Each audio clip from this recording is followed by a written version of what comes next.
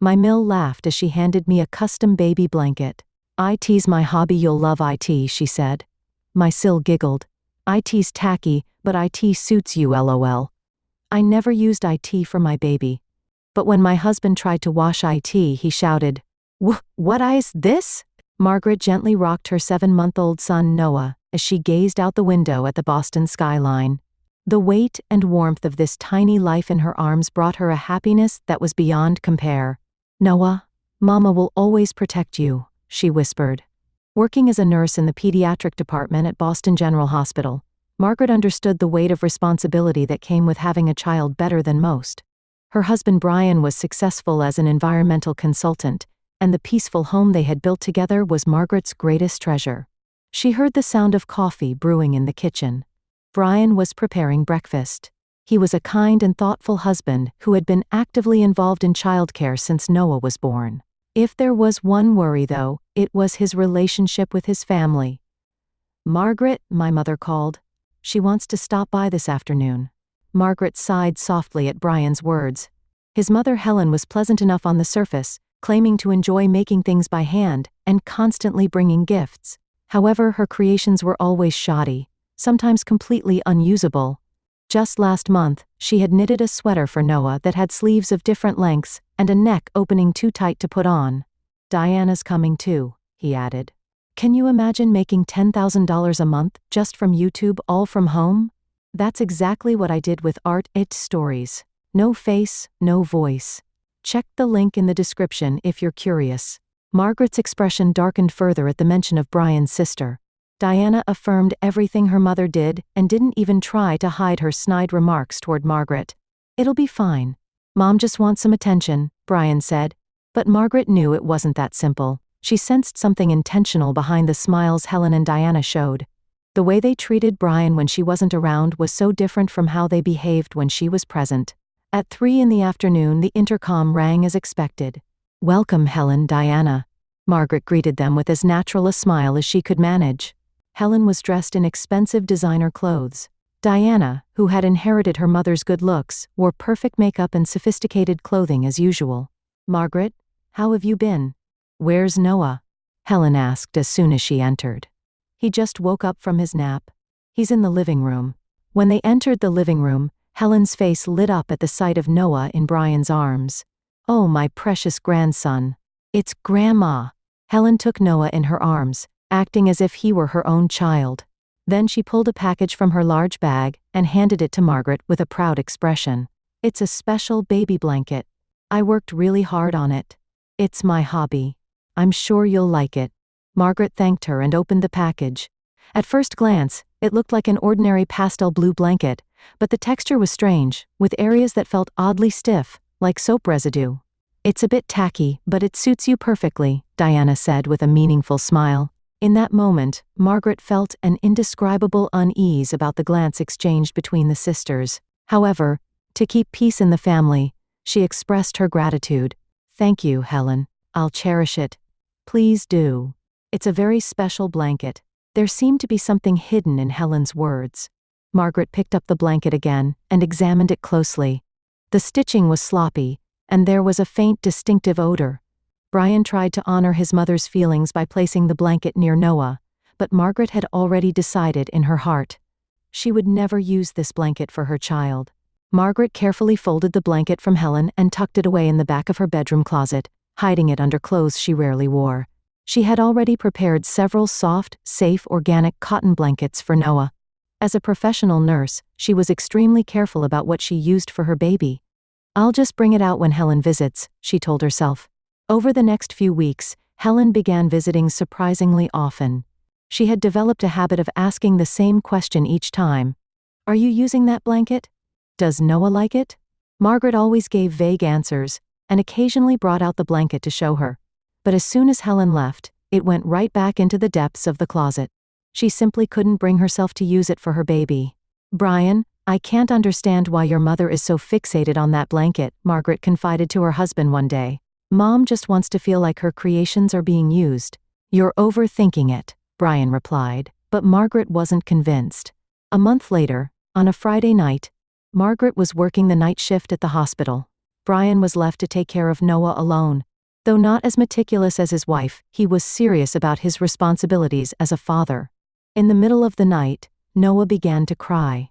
Brian changed his diaper and gave him milk, but he wouldn't stop crying. Brian gently picked up his son and walked around the living room trying to soothe him. Suddenly, Noah moved vigorously and spit up on the blanket Brian had wrapped him in. Oops. It's okay, Noah. Brian calmed the baby and removed the soiled blanket. Thinking he needed to replace it with a clean one, he searched the closet. He couldn't find any blankets on the shelf where Margaret usually kept them. As he continued searching, he found Helen's blanket hidden under some clothes. This will do, he thought, and wrapped Noah in it. Fortunately, Noah quickly calmed down and fell asleep. The next morning, when Margaret returned from her night shift, Brian was preparing breakfast in the kitchen. Noah was sleeping peacefully in his crib. Good morning. Margaret kissed Brian. How was last night? It was fine. He spit up a little, but no problem, Brian answered with a smile. Oh, I need to wash the blanket Noah was using. Margaret went to check on Noah and smiled at the sight of her sleeping son. Then she casually glanced at the crib and noticed Helen's blanket. She gasped. Brian, why did you use this blanket? Brian turned around, surprised by Margaret's tone. Noah spit up. So I replaced it with this one I found in the closet. Is there a problem? Margaret took a deep breath, trying to regain her composure. This is Helen's blanket. I've been keeping it away from Noah. Why? You need to consider Mom's feelings. I can feel it. There's something wrong with this blanket. Brian scratched his head. You're overreacting. It looks normal enough. Anyway, I'll wash it. Margaret tried to stop him, but Brian had already taken the blanket to the laundry room. She was tired, so she decided to lie down for a while. Noah was sleeping safely, and washing the blanket shouldn't be a problem, she thought. Several hours later, Margaret was awakened by a shout. Margaret, look at this. Brian's voice contained obvious distress. Margaret rushed to the living room where Brian stood trembling, holding the blanket spread out in his hands. Margaret froze when she saw the blanket. The blanket, discolored by water and heat, clearly revealed a hospital logo and symbols. The words biohazard processed in red and medical waste identification codes were clearly visible. This blanket was medical waste. It could contain hazardous substances, Margaret instantly understood with her nurse's knowledge. What? Brian looked at his wife with disbelief. What do you mean? Did Mom deliberately? Margaret quickly grabbed her cell phone and contacted her friend, a pediatrician. Although Noah had only been in direct contact with the blanket for a short time, tests were necessary just in case. I need to take Noah to the hospital right away, Margaret said, her voice trembling. You call Helen and ask her to explain what this is. Brian shook his head as he stared at the blanket. I can't believe it. Mom doing something like this. Margaret picked up Noah, trying to stay as calm as possible. But inside her, flames of anger were rising. The pediatric outpatient department at Boston General Hospital was busy even on a Saturday afternoon. Margaret was embarrassed to face her colleagues, but she put her son's health first. Her friend, Dr. Carol, immediately escorted Noah to an examination room after hearing the situation. It's going to be all right, Margaret. We'll run tests right away, Carol said, maintaining both her professional coolness and the warmth of a friend. Margaret had dealt with many emergencies as a nurse, but when it was her own child in danger, it was difficult to maintain professional composure. She tried to hide her trembling hands as she watched Noah laughing on the examination table. It's good the contact time was short, Carol said as she looked at the test results. There are no symptoms at this point. We've done blood tests as a precaution, but the results won't be back until tomorrow. We need to know more about the materials and processing of that blanket. Margaret sighed with relief. Thank you, Carol. I'm so sorry about this on a Saturday. What are you saying? This is a serious matter. Carol frowned. Where did that blanket come from? A gift from my mother-in-law? You're kidding. Carol's eyes widened. She deliberately gave you something like this? At that moment, Margaret's phone rang. It was Brian. Margaret, I called Mom. Brian's voice was shaking with anger and confusion. I can't believe it. She says, it was just a joke, don't be so angry. I don't understand what kind of joke this is supposed to be. Margaret closed her eyes and took a deep breath. Noah seems okay for now. We're waiting for the blood test results. Brian, this isn't just meanness. It could be a legal issue. I know. Determination was evident in Brian's voice. I'm heading to Mom's house now.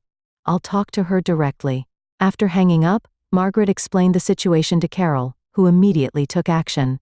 Margaret, we need to submit that blanket to the hospital's safety management department. Misappropriation of medical waste is a serious issue. Margaret nodded. I want to investigate too.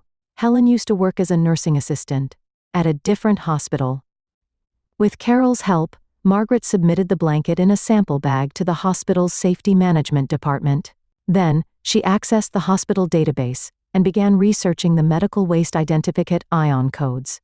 Her colleague Jessica came over to help. This code is from Maine General Medical Center, Jessica said. It's a disposal label from about 2 years ago. You might get more detailed information if you contact that hospital. Margaret remembered that her mother-in-law had once worked at Maine General Medical Center. The puzzle pieces were starting to fit together. Meanwhile, Brian had parked in front of Helen's house. Diana's car was there too. He knocked on the door, trying to control his anger. Brian? What's going on? Why such a fuss? Helen opened the door, pretending as if she knew nothing. Stop pretending, Mom, Brian said, his voice shaking. That blanket, when we washed it, medical waste markings appeared. Why would you give something like that to a baby? Well, come in. The neighbors will hear you. Helen ushered her son inside. In the living room, Diana was sitting on the sofa polishing her nails. She gave Brian a small smile when she saw him. You're overreacting. It's just a blanket. Just a blanket? Brian looked incredulous. It might contain hazardous substances. Noah is at the hospital being tested right now. If it's so dangerous, the hospital should manage it better. Helen coldly retorted. Besides, your wife always acts like the expert. I just wanted to give her a bit of trouble. That's right, Diana joined in. It was annoying how Margaret always says as a nurse. We were betting whether she'd notice. Brian was speechless. He couldn't believe what he was hearing from his mother and sister. So you put a baby's health at risk? Your own grandson? You're overreacting. Helen waved her hand. It was just a prank. It's not dangerous. Hospitals clean used items before disposal. But why would you do such a thing? Brian held his head. I worked as a nursing assistant for 20 years, Helen said proudly. I didn't like that Margaret didn't respect my experience. She's always talking about the latest childcare methods and ignoring my advice. And she doesn't use my handmade items, does she? I know she hid them in the closet. Hearing those words, Brian recalled childhood memories. His mother had always liked pranks. She regularly played small tricks on people she didn't like. He had always turned a blind eye. Mom, this isn't just a prank, he said sternly. Margaret has an obligation to report this to the hospital. It could become a legal issue. The color drained from Helen's face. What? Unauthorized removal of medical waste is a crime. Especially if it potentially contains hazardous materials. Wait a minute, Diana interrupted. Are you going to report your own mother? You're being manipulated by Margaret. Brian stared at his sister. This is about Noah's safety. You don't understand the gravity of what you've done. Margaret is now investigating where that blanket came from. Maine General Medical Center, right? Helen collapsed into a chair. I just wanted to what? What did you want to do? Brian pressed. I wanted to get back at Margaret. Helen suddenly began crying. Because she thinks she's a better mother than me. Rejecting my parenting methods. So you put a baby at risk? Brian couldn't contain his anger. The phone rang. It was Margaret. Brian, I've got confirmation. Her voice was calm, but he could tell there was anger underneath. That blanket is definitely medical waste from Maine General Medical Center. It might have belonged to an infectious disease patient. We're waiting for the blood test results, but the safety management department is taking this situation very seriously. Brian looked at his mother. Helen covered her face with both hands, her shoulders shaking. I understand, he answered the phone. I'm coming home now.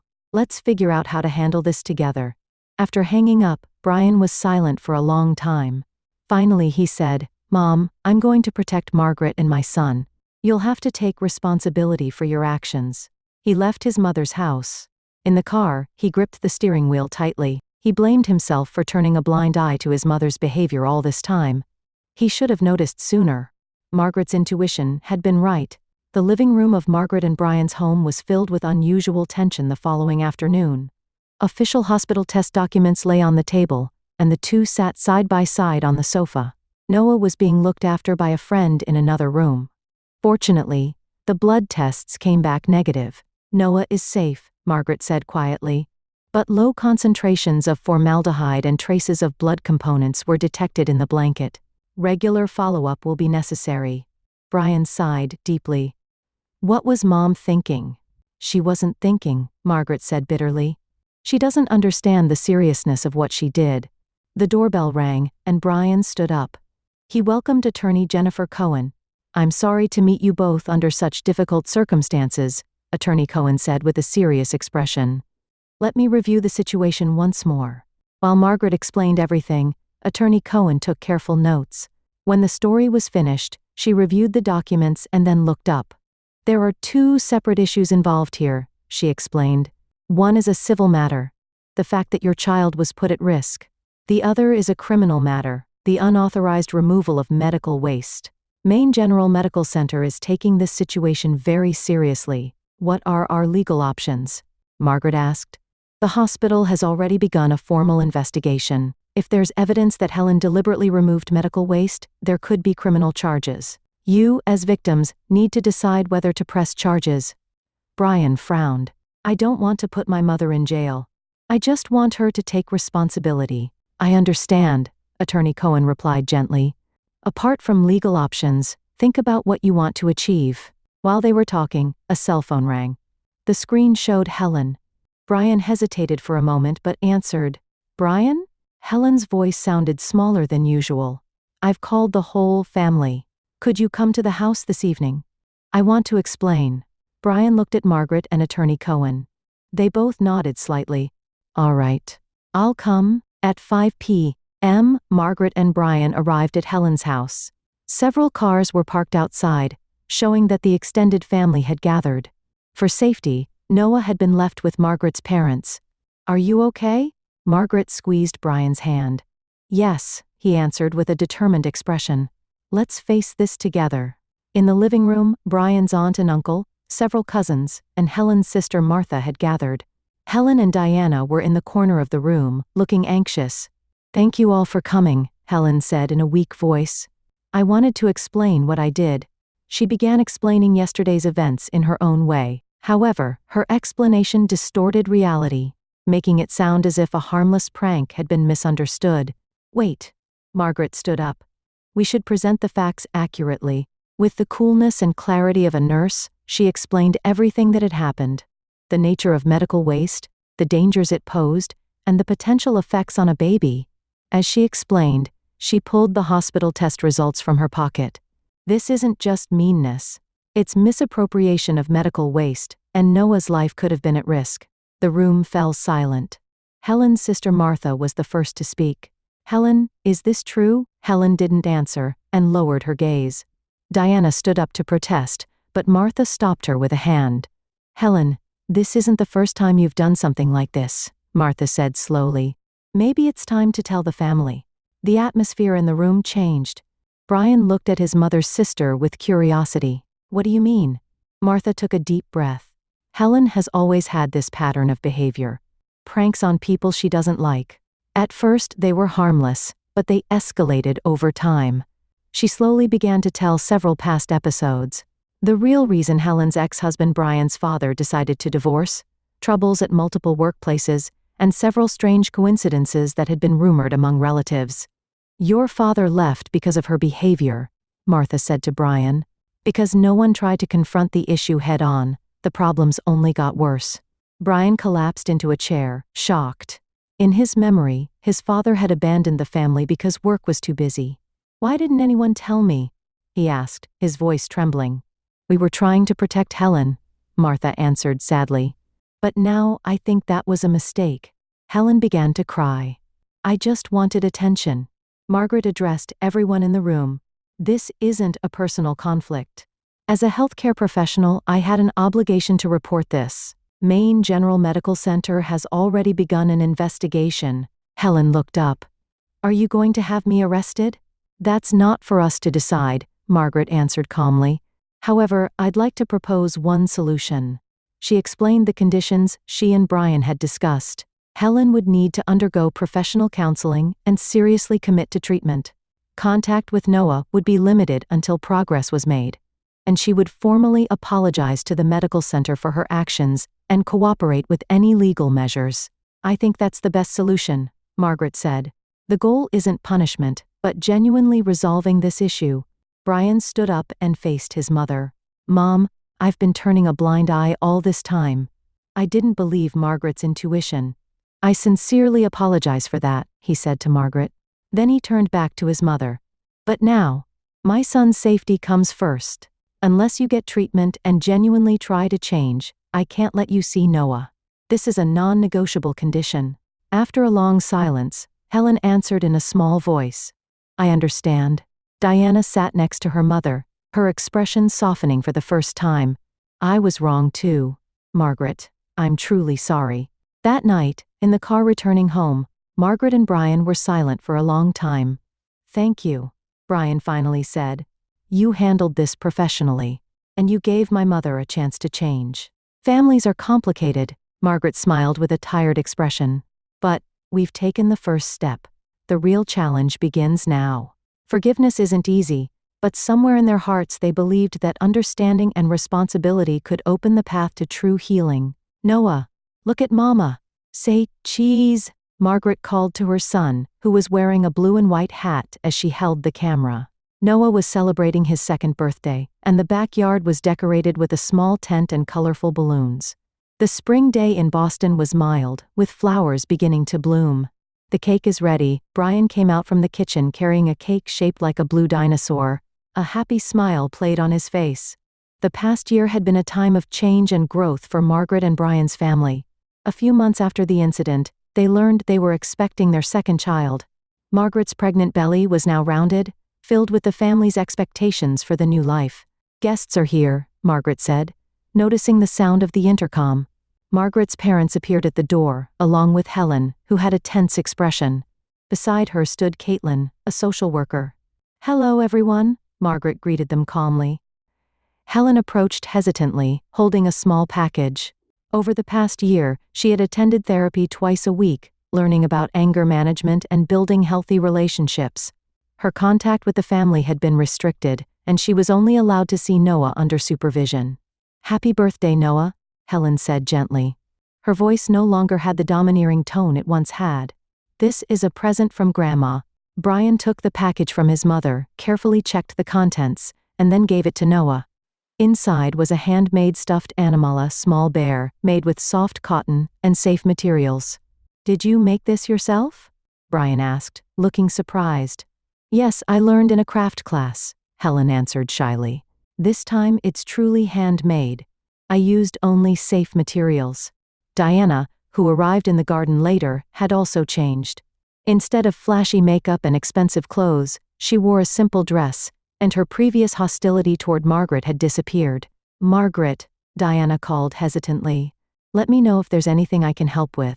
As the party progressed, Margaret stood in the corner of the garden, observing her family. Brian had grown as a father and had developed his own strong opinions. Helen, though still not perfect, was gradually changing through counseling. Diana had begun to become emotionally independent from her mother, and had moved to her own apartment, lost in thought. Turning around, she saw Brian standing there with a gentle smile. Just thinking about how much has changed in the past year, Margaret answered. Mom is really trying, Brian said, watching Helen playing with Noah under Caitlin's supervision across the garden. It will take time to trust her completely, though. People can change, Margaret said quietly. But it's up to each individual to choose that change. That's right. Brian put his arm around his wife's shoulder. If you hadn't handled it calmly that day, we might not be here today, Margaret smiled. I responded not just as a nurse, but as a human being. A person's true value lies in the courage to acknowledge mistakes and try to change. As dusk approached, the entire family gathered around the table to celebrate Noah's birthday.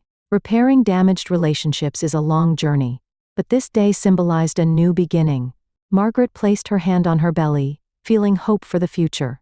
She knew that while family shapes aren't perfect, with understanding and forgiveness, new bonds can form.